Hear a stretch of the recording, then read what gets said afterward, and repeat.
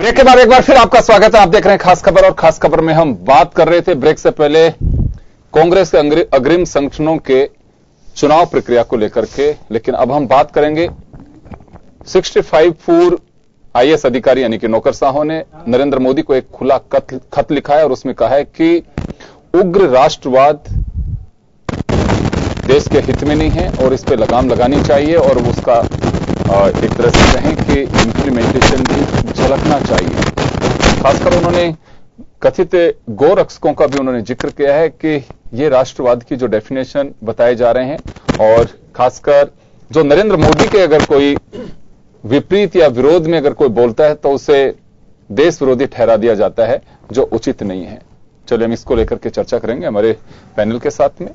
और राजेंद्र जी, एक नई बहस को इस ओर अभी जन्म दिया जा रहा है कि 65 पूर्व आईएएस अधिकारियों ने नरेंद्र मोदी को खत लिखा है, अधिनायकवाद और उग्र राष्ट्रवाद को रोकने के लिए कहा है।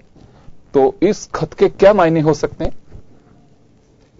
देखिए जोगेंद्र जी, पहली चीज तो मेरा ये कहना है कि पता नहीं क्यों जब कोई चीज होती है तो हमारे जो अपने आप को अति बुद्धिवादी जो मानते हैं, वो लोग आगे आ जाते हैं। तो दुर्भाग्य की बात यह है कि जब एक सामान्य प्रक्रिया चलती रहती है तब हमारे ये जो बुद्धिजीवी हैं या प्रशासनिक अधिकारी है दूसरे लोग भाग चले जाते हैं। जब अब आगे जल्दी ही चुनाव होने वाले हैं, राजस्थान में चुनाव होगा, फिर लोकसभा के चुनाव होगी, दूसरी चीजें होगी। प्लस देखिए, जब स्थितियां बिगड़ती हुई हो या कुछ असंतोष वाली स्थिति, उस टाइम पे जो समाज का उच्च वर्ग है, बुद्धिजीवी वर्ग है, उसका विशेष दायित्व हो जाता है। पिछले दिनों में अपन ने अभी जो गाय की हत्या वाली चर्चा आई केरल के अंदर, गौ रक्षकों द्वारा मारपीट की जा रही है जगह जगह पे, उस तरह के समाचार आ रहे हैं, या कुछ दूसरे तरह के जो समाचार है, उन परिस्थितियों के अंदर, और कश्मीर वाली जो स्थिति आ रही है, उन परिस्थितियों के अंदर जो बुद्धिजीवी वर्ग है या जो समाज का प्रबुद्ध वर्ग है, उसका ये दायित्व हो जाता है, राजनीतिक दलों का ये दायित्व हो जाता है कि जो असंतोष की चिंगारी फैल रही है उसको कैसे कम किया जाए, उस तरह के कोई सुझाव दिए जाए या उस तरह की कोई बात की जाए। दुर्भाग्य की बात है कि हम उन मुद्दों को और उछालने की कोशिश करते हैं एन कैन प्रकार किसी दूसरे तरीके से, पत्र के माध्यम से और किसी। देखिए, पत्र लिखने के अलावा और भी बहुत सारे मंच हैं। देश के अंदर जगह जगह आए दिन डिबेट्स होती हैं, चैनल्स पे, टीवी चैनल्स पे डिबेट्स होती हैं, राजस्थान पूरे देश की यूनिवर्सिटीज के अंदर वो होती है। उसके अंदर उन मंचों पे यदि हम उन पक्षों को रखें, और मीडिया, क्योंकि जब कोई नई चीज कही जाती है तो मीडिया उसको नहीं, लेकिन राजेंद्र जी, मैं आपकी बात से एक से बिल्कुल सहमत हूं कि जब आपके पास में वो अधिकार होते हैं और जब करने का वक्त होता है तो उस वक्त खामोशी नहीं होनी चाहिए। अगर आप खामोश रहते हैं तो आप भी उसके लिए जिम्मेदार हैं, इसमें कोई संदेह नहीं है। लेकिन दूसरी ओर मैं बात ये जानना चाहूंगा, आपने कहा कि मंच बहुत सारे हैं, पत्र लिखने की आवश्यकता नहीं है, लेकिन ये भी एक मंच है कि अगर सारे लोग, उनका ऑर्गेनाइजेशन है कि अगर पत्र नरेंद्र मोदी को लिखता है तो इसमें गलत क्या है?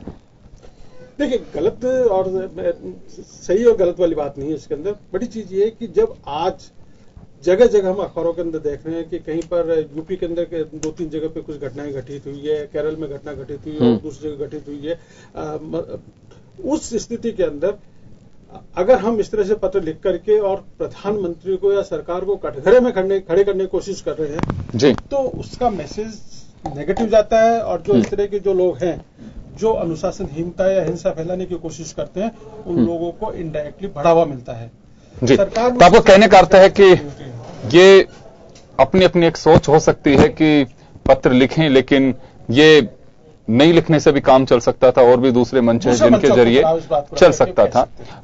चलिए आरसी चौधरी जी, मैं आपसे मुखातिब हूंगा कि एक बार फिर पत्र लिखने का जो सिलसिला है वो सामने आ रहा है। मुझे अच्छे से ध्यान है कि बिहार के जब चुनाव थे वहां पे उस वक्त इंटॉलरेंस का मामला भी इसी तरह से सामने आया था और उसके बाद में वो खत्म हो गया था।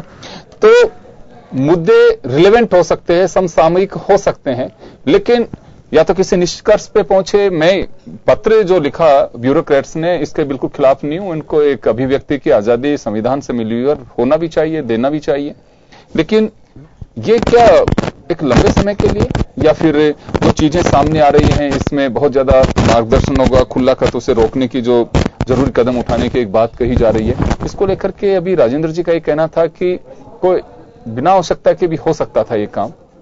जी योगेंद्र जी, आज से पहले अभी जो आपने जिक्र किया कि जो पुरस्कार लौटाने की बात थी, पुरस्कार जो लौटाने वाले लोग कौन थे? सांस्कृतिक संस्थानों से जुड़े हुए, संवैधानिक संस्थाओं के जुड़े हुए जो लोग, शोध संस्थानों से जुड़े हुए लोग, विश्वविद्यालय से जुड़े हुए लोग, सामाजिक कार्य करने वाले लोग, ये सब लोग अगर उन्हें समाज के प्रति अपने दायित्व का निर्वहन करने के वक्त अगर उन्हें कहीं लगता है कि लोकतंत्र की आवाज को दबाया जा रहा है, तो जो सम्मान उन्होंने सहर्ष ग्रहण किया था अगर उसको लौटाते हैं तो इससे दुखद कोई बात नहीं हो सकती। आज तक उनकी बात को हमेशा ये कहा गया जब जो उन्होंने बात उठाई, और आज इसके बाद में तो कोई अतिशयोक्ति नहीं रह जाती है कि हम अधिनायकवाद की तरफ बढ़ रहे हैं। जब देश के शासन चलाने वाले लोग, जो राजनीति और ब्यूरोक्रेट्स मिलके राजनीतिक जो पार्टी है, जो सत्तासीन जो पार्टी है, जो भी निर्णय लेती है, उनकी इंप्लीमेंटेशन का जो दायित्व है वो ब्यूरोक्रेट्स पे है। और ब्यूरोक्रेट्स अगर इस बात को कहीं उठा रहे हैं और उसका माध्यम, जब आपको अभिव्यक्ति की आजादी, फिर माध्यम क्या हो सकता है? आप नेट पे नहीं करेंगे, आप किस पे नहीं करेंगे, खुला पत्र नहीं लिखेंगे। देश के अंदर अगर कहीं कोई ये बात लिखी जाती है तो उस बात की जवाबदेही होनी चाहिए, जवाब देना चाहिए, बुलाना चाहिए, जिस पे अगर इंगित किया गया है। अगर उन पे इस बात को कहीं लगता है, अगर आपकी स्वस्थ आलोचना है, अगर उस आलोचना के प्रति आपकी जवाबदेही नहीं है, तो निश्चित रूप से आप अधिनायकवाद की तरफ बढ़ रहे हैं। चलिए, मैं लौटूंगा आपके पास में। निमिषा जी, जवाब आपसे जानना चाहूंगा मैं कि जो खुला पत्र लिखा गया है उसके मायने अपने अपने अंदाज में हो सकते हैं, लेकिन उन ब्यूरोक्रेट्स को यह लगता है कि नरेंद्र मोदी इस तरह की जो घटनाएं हो रही हैं उन पे खामोश हैं, और लगातार एक के बाद गोरक्षकों के नाम पे या फिर राष्ट्रवाद के नाम पे जो घटनाएं हो रही हैं उनमें वो बोल नहीं रहे हैं। तो ना ऐसा कोई कदम झलक रहा है कि जिससे उस पर लगाम लग सके। तो ऐसे में उन्होंने ऐसा विचार आया होगा उन लोगों के कि ये खत लिखना चाहिए, शायद इससे नरेंद्र मोदी साहब कुछ आगे बढ़ सकें या फिर वो अपने श्रीमुख से कुछ कह सके। योगेंद्र जी, राजेंद्र जी वैसे काफी विशद बात कहें, तथा कथित बुद्धिजीवी वर्ग के नाम पर यदि वो कहते हैं कि अभिव्यक्ति की स्वतंत्रता के आधार पर, यदि आलोचना के आधार पर हम पत्र लिखते हैं, तो सर्वप्रथम तो हमें ये विश्लेषण करना होगा जिन घटनाक्रमों को वो उग्र राष्ट्रवाद का नाम दे रहे हैं, तो उन घटनाओं का पक्ष खड़ा करके खुद को कटघरे में खड़ा कर रहे हो। आज गौरक्षा, अब मैं एक थोड़ा समय लूंगी। बाड़मेर की घटना आपको याद है? 2 दिन पहले की घटना जो हुई थी, थार पार कर गए तमिलनाडु के उन्नत नस्ल कार्यक्रम में जा रही थी। वहां तथाकथित असामाजिक तत्व एकत्र होते हैं लगभग 200 की संख्या में, और आकर के गौरक्षक बता करके और वो नाटक करते हैं और आगजनी का प्रयास करते हैं। चिन्हित हुए किसान आंदोलन में चिन्हित हुए। तो कौन है ऐसे लोग?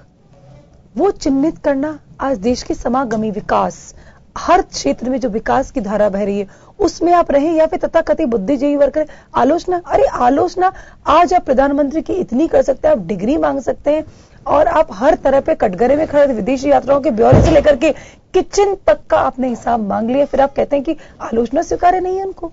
आरटीआई के सबसे ज्यादा जो किया जा रहा है, लेकिन कांग्रेस आज तक अपने अध्यक्ष के विदेशी यात्राओं का ब्यौरा नहीं दे पाई। हमें यह देखना है कि हमारे काल में, प्रधानमंत्री जी के काल में, आज मोदी जी के काल में कितना अधिक समालोचनात्मक विश्लेषणात्मक, जब पूरा देश विमुद्रीकरण की प्रक्रिया से गुजर रहा था, तो अपन भी डिबेट करते योगेंद्र जी, जब उन्होंने 10 पॉइंट के आधार पर सजेशंस मांगे थे, उन सजेशन हर तीसरे दिन सजेशन मांग करके इंप्लीमेंटेशन किया जा रहा है, तब आपको देश एक पूरी प्रक्रिया से बदला, तब आपको नहीं ध्यान आया। अब तथाकथित चुनावी माहौल और मद्देनजर भाजपा की बढ़ती लोकप्रियता और जन सहभागिता को देख करके आवाज आके बोले उग्र राष्ट्रवाद। अरे राष्ट्र की तो चिंता करिए आप, राष्ट्र की संस्कृति। चलिए निमिषा जी, मैं लौटूंगा एक बार। भागीरथ शर्मा साहब रिटायर्ड आईएएस अधिकारी हमारे साथ में हैं। शर्मा साहब, आपसे जानना चाहूंगा कि 65 ऑफिसर्स ने जो नरेंद्र मोदी जी को ओपन लेटर लिखा है, उसके रिगार्डिंग में जानना चाहूंगा कि इसके मायने क्या हैं? देखिए, उसका शायद वोटरों का मायने यही होगा कि सब कुछ ठीक नहीं है। यही बात है ना वोटर। तो सब कुछ ठीक नहीं है। इमरजेंसी का टाइम भूल गए हम लोग। प्लीज देखिए, आप लोग बोलेंगे तो आप बोल लीजिए फिर एक बार। आप लोग सुनिए, मैं आऊंगा आपके पास में। अगर बीच बीच में आप इंटरप्ट करेंगे तो बहुत मुश्किल होगा फिर। जी बोलिए। सब कुछ ठीक नहीं है, ये बात तो शायद नहीं कही जा सकती है, लेकिन बहुत सारे ऐसे इश्यूज हैं जी जिनके ऊपर गवर्नमेंट त्वरित एक्शन नहीं ले रही है। जैसे कश्मीर का ही मुद्दा है, हमारी मिलिट्री के जवान डेली देखता हूं, मुझे बड़ी तकलीफ होती है मन में। आज 2 ढेर हो गए, 2 आतंकियों को ढेर किया और 2 जवान मारे गए। जी, या ये किसान आंदोलन पूरे, हालांकि ये राज्यों का मुद्दा है लेकिन चल रहा है, तो भी सेंट्रल गवर्नमेंट को भी इसमें इंटरफियर करने की जरूरत है। पूरे देश की जब बात आती है तो ये भी आते हैं। तीसरी बात यह है कि हम अभी भी अंग्रेजों वाले सिस्टम को, मोदी जी बहुत स्ट्रांग है, उन्होंने चेंज लाया है, ब्यूरोक्रेसी काम करने लगी है, योगी जी के भी वो चेंज लाने की कोशिश कर रहे हैं, लेकिन दूसरे लोग साथ नहीं दे रहे हैं। देखिए, जब पार्लियामेंट की बात करें, 2/3 पार्लियामेंट अगर दागी हो, दागी का मतलब 10 साल से ऊपर की सजा के क्राइम किए हुए लोग अगर वहां पहुंच रहे हैं तो उनको साथ कौन देगा? कोई बहुत ही स्ट्रांग एक्शन वो लेना चाहे तो शायद वो हिच कर रहे होंगे। इसी कारण से हिच कर रहे हैं कि लोग मेजोरिटी मेरे साथ रहेगी या नहीं रहेगी। ये उनके मोदी जी का तो बिल्कुल मकसद साफ है और वो बड़ी स्ट्रांगली आगे बढ़ने की कोशिश कर रहे हैं। बाहर की कंट्रीज के अंदर अपनी साख बहुत बड़ी है। जी नहीं, लेकिन लेटर में जो लिखा है कि उग्र राष्ट्रवाद और अधिनायकवाद जो बढ़ता जा रहा है ये ठीक नहीं है, और नरेंद्र मोदी के विरोध में अगर कोई बोलता है तो आलोचना के क्रम को आप खत्म करने की कोशिश कर रहे हैं। देखिए, वो इसलिए लिखा गया है कि संभवतः कुछ लोग काम करने के आदी नहीं रहे हैं कई सालों तक। Thank you so much that you really appreciate a right and appropriate words. और अब जो है काम कस के लिया जा रहा है, रात को 9 बजे तक बैठना पड़ता है, तो वो थोड़ी सी शायद वो सोचते हुए उग्र हो रहे हैं। लेकिन दूसरी चीज नहीं, लेकिन रिटायर्ड जो पर्सन है, रिटायर्ड पर्सन है तो वो अपने उनको कोई नहीं बैठना पड़ रहा, उनको तो नहीं बैठना पड़ रहा है, लेकिन दूसरे कलीग्स के लिए तो वो सोचते होंगे ना। जी, आप देखिए, हमारे टाइम में, मैं तो करीब 24 साल पहले रिटायर हुआ था। हाँ, उस टाइम पे 90% लोग बिल्कुल सिंसियर, ऑनेस्ट, बेईमान आदमी को ढूंढते थे कि बेईमान है। तो आज वो फर्क पड़ गया टोटल। आज ईमानदार को ढूंढना पड़ता है। तो फर्क पड़ गया। फर्क क्यों पड़ गया है कि हम जो है, देखिए 70 साल हो गए हमें स्वतंत्रता मिले हुए, अभी तक वो अंग्रेजों वाले सिस्टम को परपेचुएट कर रहे हैं। सिस्टम को नहीं बदल रहे हैं। पर सबसे पहले सिस्टम को बदले। जैसे मान लो ट्रांसफर तो एक दुकान होगी, ट्रांसफर पॉलिसी कोई है नहीं, और हर साल नोट छपते हैं, मतलब निकलते हैं, ऑर्डर्स निकलते हैं, बिना उसके अप्रोच के या बिना डिजायर के तो कोई ऑर्डर निकल ही नहीं सकता। आज रिटेशन ऑफ पब्लिक सिस्टम नहीं है। मैं कई दफे सोचता हूं कि योगी जी को मैं लेटर लिखूं, लेकिन मुझे पता नहीं कहां लिखूं, क्योंकि रिटेशन ऑफ पब्लिक का सिस्टम हमने बढ़ाया था। हमने 11 रिपोर्ट दिए गवर्नमेंट को, मेंबर था एडमिनिस्ट्रेटिव रिफॉर्म्स कमीशन का, पंचायती राज, पुलिस एडमिनिस्ट्रेशन। देखिए 18वीं सेंचुरी के जो है सारे, तो वो पुलिस एक्ट वगैरह बना हुआ है। आपका जो सीआरपीसी है वो भी 18वीं सेंचुरी का बना हुआ है। तो क्या हम चेंज करने का टाइम नहीं किसी के पास में?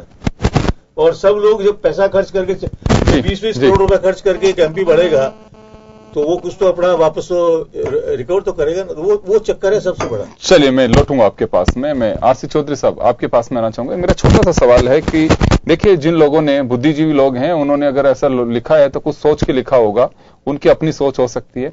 लेकिन यहां एक सवाल ये भी उठता है कि जैसे मैंने राजेंद्र जी से भी पूछा था, बिहार का जब इलेक्शन होने वाला था उस वक्त इंटॉलरेंस का मामला बहुत ही ऊपर चढ़ा हुआ था। आज ये पुरस्कार लौटा रहा है, आज वो पुरस्कार लौटा रहा है, आज वो व्यक्ति सामने आ रहा है, आज वो व्यक्ति सामने आ रहा है।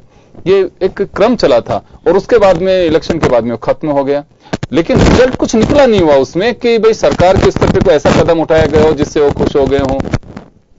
रिजल्ट कब निकलता है? इस लोकतंत्र के अंदर व्यवस्था क्या है जी? लोकतंत्र के अंदर मुद्दों पे आधारित आप जनता के बीच में जाते हो। अगर हमें सत्ता पे आसीन होने का मौका मिला तो हम इन आपके बीच में काम लेके आएंगे। 60 साल मौका था जी, ठीक है। और हर 5 साल बाद में ये मौका देता है। 5 साल बाद के लिए ही ये मौका मिलता है। सरकार को 5 साल का ही प्रतिनिधित्व करने का मौका मिलता है। आप जब उन मुद्दों को लेकर जनता के बीच में जाते हो और उन मुद्दों पे जब जनता आपसे जवाब मांगती है और आप उस पर खामोश बने रहते हैं, या फिर गंभीर मुद्दों की जब स्वस्थ आलोचना होती है, ईमानदार खबरों का चैनलों पे सुनने की तरफ बढ़ने का प्रयास होता है, तो तो ये जो रास्ता है वो तानाशाही की तरफ और अधिनायकवाद की तरफ बढ़ता है, जहां इस मुल्क के अंदर आ रहा हूं आपको बिल्कुल चर्चा करने नहीं आप लोग कह लेने दीजिए, मैं आपके पास हूं, आप इमरजेंसी से लेकर के सारी बातें कहिएगा, मैं आ रहा हूं। इस बात को तो मानिए, चलिए देश के अंदर 3 साल से इमरजेंसी है, आप इस बात को मानते हैं? मतलब इमरजेंसी अगर कहीं पे थी तो आपने 3 साल को इमरजेंसी और लगाई है। अगर आपको अगर सुनने की अगर आदत होती और जवाबदेही की अगर आदत होती तो शायद उन 65 लोगों को आज ये खत नहीं लिखना पड़ता। अगर उन्होंने जो बात की, अगर उन बात की और उन मुद्दों का जवाब आज दिया जाता तो शायद आपको ये बात करने की जरूरत नहीं पड़ती, जनता अपने आप करती। जब अमेरिका के अंदर एक मीडिया का कॉन्फ्रेंस होती है, राष्ट्रपति जाके वहां पे संबोधित करता है, लेकिन अमेरिका का राष्ट्रपति उस पर नहीं गया, लेकिन मीडिया ने अपनी व्यवस्था को बनाए रखने का बदस्तूर जारी रखा। उन्होंने कहा तो इस देश के अंदर बहुत सी लोकतांत्रिक व्यवस्थाएं हैं, उन लोकतांत्रिक व्यवस्थाओं पे जो भी मुद्दे आपकी तरफ उठाए जाते हैं, जिसको आप आलोचना के रूप में लेते हैं, तो जब सत्ता की कुर्सी पे जब आसीन होते हैं तो आपका दायित्व बनता है कि आप उनके प्रति जवाबदेही दें। जी, अगर तो आपको ऐसा लगता है कि इंटॉलरेंस का जो मामला था उस पर सरकार ने अपनी ओर से कोई जवाबदेही रखी नहीं करती? हाँ। अगर वो कहीं पे तो जो जितने भी जो बड़े दल हैं, बड़े दलों को जब कोई भी स्वस्थ आलोचना जब सामने आती है और बहुत से लोग ट्रोल्स की तरह आके जब उन पे अटैक करते हैं, उस पे अभी आपने देखा एक शहीद की बेटी ने आरोप लगाते हैं, शहीद की बेटी ने गुलमेहर का आप भूल गए, जिसने सोशल मीडिया पे लिखा, और एक बड़े दल जो कहना कहिएगा, बड़े दल के छात्र संगठन ने उन्हें कहा कि हम आपकी उस लड़की के साथ में, शहीद की बेटी के साथ में बलात्कार कर देंगे। बात की बात करें, ये बात कही तो क्या आप ये धमकी है? चलिए मैं लौटूंगा, ये क्या स्वस्थ लोकतंत्र की परंपरा हो सकती है क्या? धमकी किसकी? किसके धमकी की बात कर रहे हैं? गुलमेहर नाम के एक छात्र। नहीं चले, मैं देखिए बहुत समय बहुत कम है हमारे पास में, मैं सिर्फ ये जानना चाह रहा हूं कि ब्यूरोक्रेट्स ने जो एक्स सर्विस एक बार निमिषा जी थोड़े से संयम रखिए आप, तो उसमें मैं जानना चाहूंगा कि एस देशमुख का मुद्दा जब आया था उसमें भी आपका आरोप यह है कि सरकार सुनने की आदी नहीं है, सुनना ही नहीं चाहती है, तो मुद्दा इस वजह से गौन हो गया वो, या आज भी स्टैंड कर रहा है? देखिए, जब कहीं पे आपका विश्वास, कहीं पे आपकी आस्था टूटती है और आपकी आवाज बुलंद नहीं हो रही है, इसका मतलब अधिनायकवाद की तरफ बढ़ रहे हैं आप। अगर आपका कहीं कोई माध्यम हो और उन माध्यमों पे अगर आपकी आवाज को प्रखर रूप से उठाया जा रहा है और उसका जब सत्तासीन संगठन उसका जवाब दे रहा है, इसका मतलब लोकतांत्रिक व्यवस्था में आप अगर मुद्दे उठ रहे हैं और मुद्दों पे आप गौण हो, इस देश के अंदर लोगों तो आप चाहते हैं कि प्रधानमंत्री हर बात का जवाब दें? प्रधानमंत्री दे या नहीं दे, अगर उस मंत्रालय से संबंधित कोई आदमी तो क्यों नहीं दे? चलिए निमिषा जी मैं आपके पास में आना चाहूंगा, पहले तो आप बता दीजिए, हाँ कौन से तार्किक बात लगी मुझे जरा बता दीजिए, एक बार आप सुनिए। आप देश के टुकड़े होंगे, अफजल गुरु तेरे कातिल जिंदा हैं, ऐसे तथाकथित भाषणों को जाकर के आप उन युवाओं को जाकर के आपके राजनीतिक दल के उपाध्यक्ष मिलते हैं, सहानुभूति देते हैं, कहते हैं अभिव्यक्ति की स्वतंत्रता करने दीजिए इनको, बोलने दीजिए इनको, फिर आप कहते हैं हमारी तानाशाही, हम तो चुपचाप बैठ के सुनते हैं आपको, हम आपसे गुजारिश करते हैं आप सहानुभूति देने ना जाइए, फिर आप मांगते हैं अभिव्यक्ति की स्वतंत्रता। कश्मीर आतंकवादी आपकी जाकिर नाइक के सबके सामने आगे, आपके महासचिव के संबंध सबके सामने किसी से छुपा नहीं है, आतंकवाद, विश्व परिदृश्य, नक्सलवाद, ऐसे मुद्दों पर, और जिस तरह से आपने कुकृत्य किया केरल के अंदर, इन सबको आप स्वतंत्रता के नाम पर ओढ़ते हैं और फिर तथाकथित बुद्धिजीवी जब ऐसे कार्य करते हैं तो तुरंत सहानुभूति देने आ जाते हैं।